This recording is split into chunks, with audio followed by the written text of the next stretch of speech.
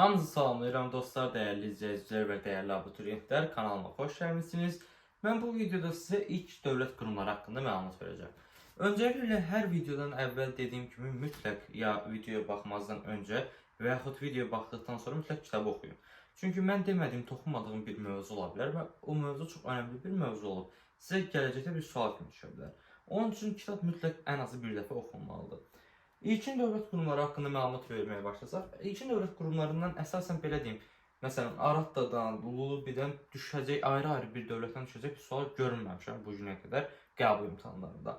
Amma yəni hərəsində tək Arattaya aid, tək Lulubiyə, tək Kutiyə aid görməmişəm. Amma yenə də mütləq hamısının daxilini bilməliyik, oxşarlıq və ya digər şəkillərdə bizim qabağımıza sual kimi düşə biləcək. İlkin dövlət qurumlarına başlamazdan əvvəl biz deyirik ki, orada Naxçıvandır, Gərgərdir falandır, Naxçı, Gərgər tayfalardır. Onlara baxın, onlar elə belə şeylərdir. Elə belə şeylər deyəndə, yəni çox imtahana düşəcək bir suallardırmı? Mən şəxsən imtahanlarda 2015-2014-dən bəri baxsaq bu günə də görməmişəm. Amma yenə də siz baxın, mən vaxt uzanmasın deyə qısa zamanda rahat izləyib, rahat qeyd götürə biləsiniz deyə əsas hissələri deyəcəm. İlkin dövlət qurumları. Biz deyirik ki, burada Aratta ilə Lulubi var. Amma Kutilər qeyd olmayıb. Çünki Kutilərə yer çatmadı. Digər ikisini izah elədikdən sonra Kutilərə kesis eləyəcəm. Aha. Birinci dövlətimiz Aratta. Eramızdan əvvəl 3-cü minliyin birinci yarısı. Eramızdan əvvəl işarələyək, sonra çaşdırmasın uşaqlarımız. Eramızdan əvvəl 3-cü minliyin birinci yarısı. Biz deyirik ki, Aratta türk mənşəli ilk dövlət qurumu olub və bundan başqa biz deyirik ki, Aratta harda yanar? Urmiyanın cənubi şərqində. Urmiya gölü də belə deyim, xəritələr bizim üçün çox önəmlidir. Və əgər yəni hər belə deyim imtahanda xəritə düşür, yəni bu heç vaxt düşməmə ehtimalı yoxdur. Urmiya gölünü təsəvvür etsək, buradan bir dənə Araz çəksək, buradan bir dənə Kür çəksək, burada birləşsələr. Yəni gözəl çəkə bilmirəm, xəttim yəni maksimum bu qədər çəkə bilirəm. Azərbaycan xəritəsinə baxsaq, Cənubi Azərbaycan, Şimali Azərbaycan birlikdə baxırıqsa, burada bizim bir dənə Xəzər dənizimiz var. Burada da Gilandır, rəşdə olar heç. Burada da bizim bir dənə Urmiya gölümüz var. Urmiya gölümüz bizə lazım olacaq. Təbriz Marmara Ərdəbil məsələlərində də Urmiya gölü məsələsi lazım olacaq. Və biz deyirik harda? Urmiyanın Aradda cənubi şərqində yaranmışdı. Urmiya gölünün yerini bildik və ona uyğun cənubi şərqini, daha sonrası Lulubidə də istifadə edəcəyik o məsələləri. Bundan başqa biz deyirik ki, Urmiyada, daha doğrusu Aradda başqa nə var idi? Hökmdar Ensi idi. Belə deyim, Ağsaqqallar Şurası tərəfindən bir qərar verilirdi. Lakin son qərar hökmdarda idi, Ensidə idi. Və dini kahin var idi. Bu kim idi? Maşmaş idi. Və bundan başqa biz deyirik ki, Aşurla Araddanın əlaqələrini biz harda öyrənirik? Emmirkar və Aradda salnamələrində və yaxud yazılarında biz deyirik ki, Aşurla əlaqələr öyrənilir. Aha, bir dəqiqə.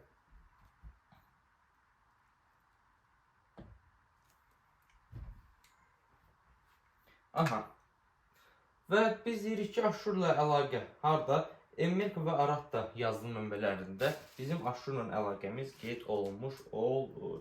Bundan əlavə biz deyirik ki, Araddanın dini görüşlərində nə var?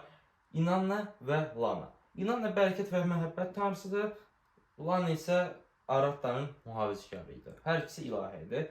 Mən hər videoda qeyd edirəm, bu videoda qeyd edeyim. Öncəliklə mən bunları qeyd etmək səbəbi nədir? Uşaqlar videoya baxan zaman rahatlıqla qeyd aparsın deyə. Mən indi kənara çəkirəm. İstəyirsinizsə 3 saniyə ərzində screenshot edeyim. Aha, davam edeyim. Aradda bu qədər biz dedik eramızdan əvvəl 3-cü minliyin birinci yarısında yaranıb, digər məsələlərdə dedik. Keçik Lulubi dövlətinə. Lulubi dövlətinə keçiksə isə eramızdan əvvəl 3-cü minliyin ikinci yarısında yaranıb Lulubi dövləti İmmaşqun tərəfindən yaradılıb. İmmaşqun bu Lulubi xırda kiçik dövlət qurumlarına birləşdirir və vahid bir dövlətə birləşdirir. Bundan əlavə biz dedik ki, Lulubidə iki hökmdar, biri İmmaşqun, digəri isə Anubani. Niyə Anubani ən güclü hökmdardır? Çünki adına qələbə sütunu mövcuddur. Bundan başqa biz deyirik ki, bəs Araddan biz ərazisini bildik. Bəs Lulubinin ərazisi hansıdır? Biz deyirik ki, cənubdan Diyaladan, şimaldan Urmiyaya qədər olan əraziləri əhatə etmişdir. Və bundan başqa biz deyirik ki, Lulubinin daha doğrusu sonun, yəni belə deyim, parçalaması süqutu eramızdan əvvəl 3-cü minliyin sonu artıq xırda vilayətlərə parçalanıb süqut etmişdir. Mən lövhəni silib Kuti dövlət qurumunu izah etməyə başlayacağım. Aha, artıq mən Kuti dövlət haqqında məlumat verəcəm. İlkin dövlət qurumlarının üçüncüsü. Və Kuti dövlət qurumu biz deyirik ki, nə zaman yaranıb? Eramızdan əvvəl 3-cü minilliyin ikinci yarısında yaranıb, eramızdan əvvəl 3-cü minilliyin sonlarında isə süqut eləmişdi. Və bundan əlavə biz deyirik ki, bəs Kutilər harda yaranıb? Urmiya gölünün qərbində. Urmiya gölünün önəmini bir dəfə də görmüş oluruq. Yəni Urmiya gölü biz qədimdə də görəcəyik, gələcəkdə də görəcəyik. Hər bir dövrdə biz Urmiya gölü ilə bağlı ən azı nəsə keçəcəyik. Və bundan başqa biz deyirik ki, Urmiya gölünün qərbində yarandı. Əla. Bəs sərhədlər hara qədər olub? İran körfəzinə qədər əhatə eləmişdi. Və bundan başqa Mesopotamiya, yəni iki çay arasının sakinləri Kutiləri dağ əjdahaları adlandırmışdı. Və ən əsas, belə deyim, o vaxt üçün görülməmiş bir şeylərdən olan yenilik var idi. Normalda hamıda irsən keçirdi. Və lakin Kutilərdə demokratikadan istifadə olunurdu. Ağsaqqallar Şurası seçim yolu ilə yeni bir şah seçirdilər və yaxud idarəçi seçirdilər və bu demokratik üsula əsaslanırdı və bu çox önəmli bir şeylərdən biridir Kuti tarixi üçün. Bundan başqa biz deyirik ki, bəs başqa nə olmuş Kuti tarixində? Akkad imperiyası, mən shorts videomda görmüş olacaqsınız bu ehtimallan, tarixin ilk imperiyası, Akkad imperiyası. Mən orada da bildirmişdim ki, Akkad imperiyasını kimlər süquta yetirmişdi? Kutilər.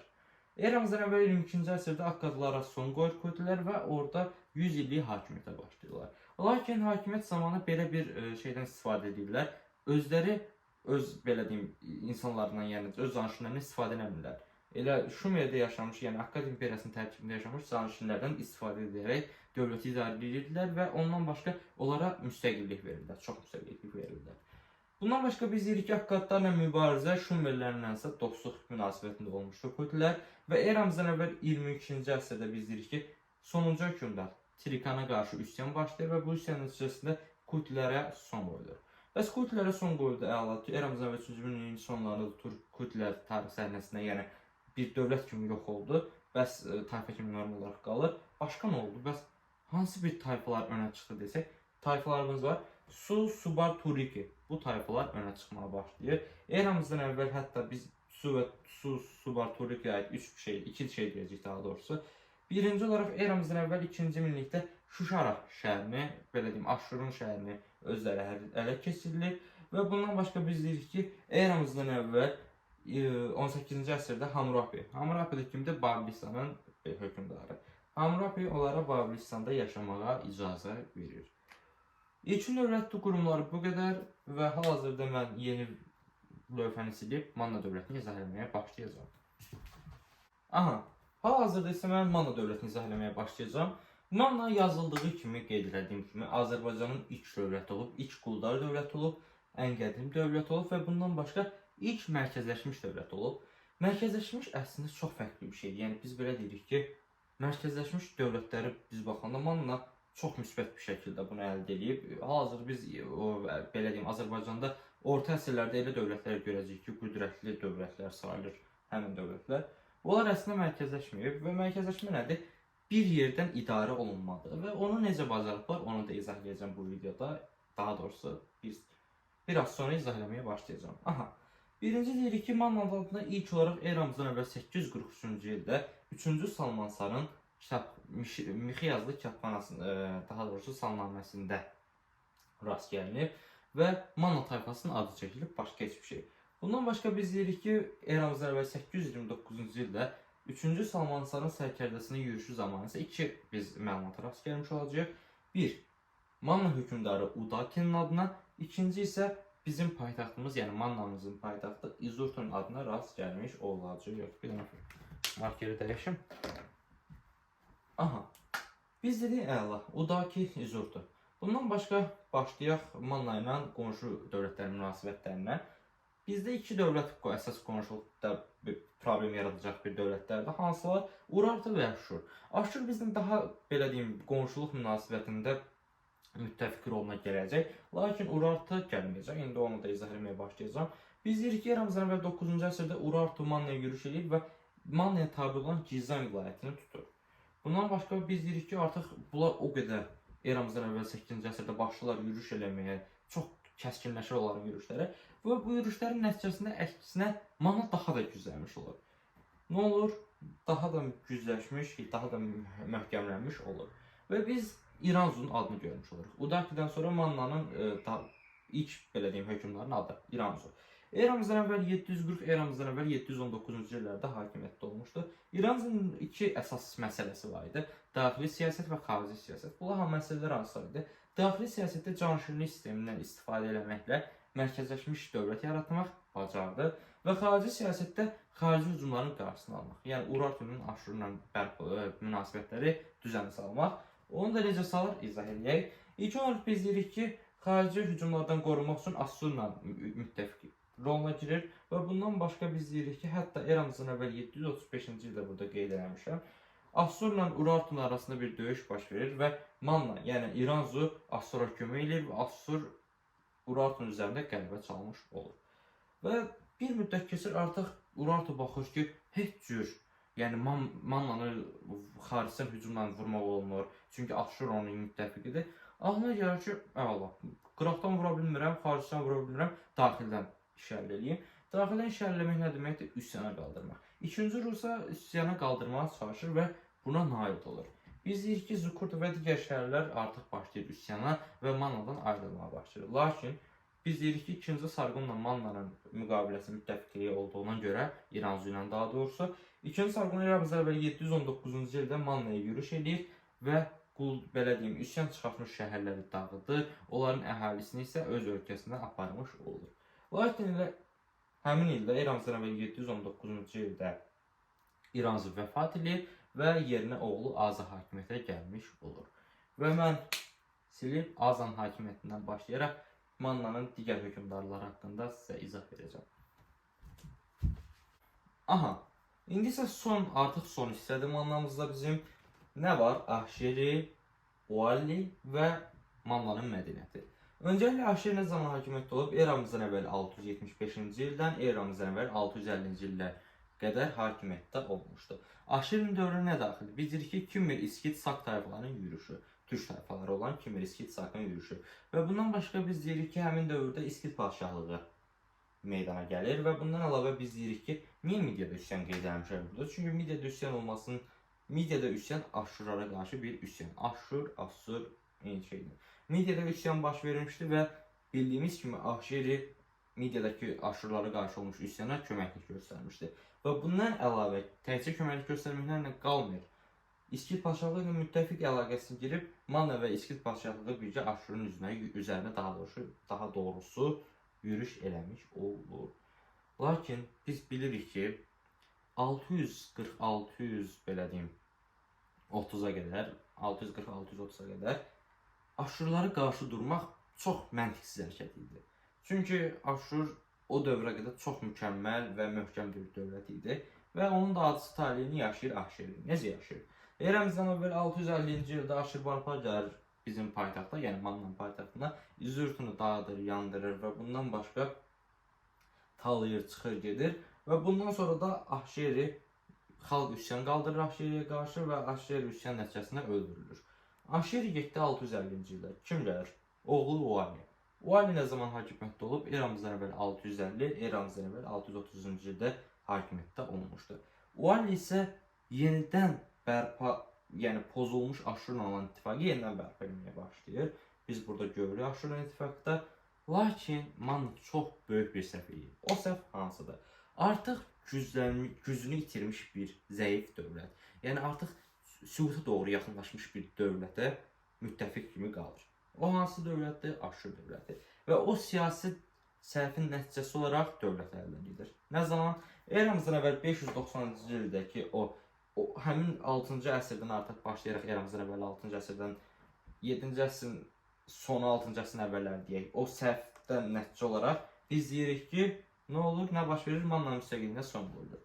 Midiya tarix səhnəsinə çıxır və ilkin olaraq Aşuru üzərində qələbə çalır və bundan başqa sonra Mannanın üzərində qələbə çalır. Çünki artıq Mannanın müttəfiqi kimi idi Aşur. Aşur getdi, kim qaldı? Manna. Manna da gedir. Aşur da gedir, Manna da gedir və bir zaman sonra artıq Mannanın süqutundan eramızdan əvvəl 590-cı ildən sonra da İskit padşahlığı da silinir. Midiya İskit padşahlığında süquta getirilmiş olur. Və bundan başqa biz indi baxsaq Manna tarixində nələr var?